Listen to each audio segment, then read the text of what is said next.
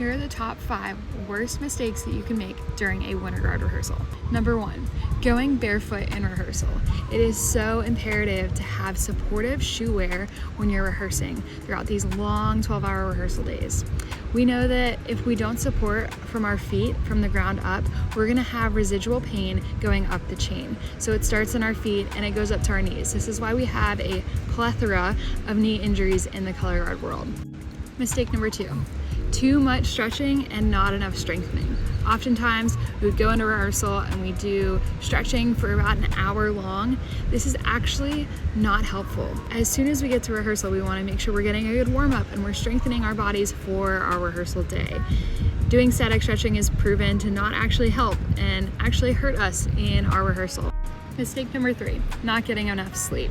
Sleep is so imperative to be able to focus during rehearsal, have the acuity and function to be able to perform at our highest level. When we're learning new skills or new tricks, it's important that we're at the top of our game because we don't want to get injured or have any risk of injury for us or the people around us when we are practicing. And we want to make sure that we're getting restful sleep, not only the amount of time, 6 to 8 hours, but we want to make sure that we're getting good quality sleep to ensure that we are able to perform at our best during rehearsal. Mistake number 4, not training our weapon skills.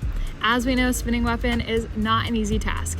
We want to make sure that we're getting a good foundation of weapon to make sure that we are not putting ourselves or other people at risk for injury later on in the season. Sometimes we'll just jump into learning skills right away without a strong foundation of our standard technique.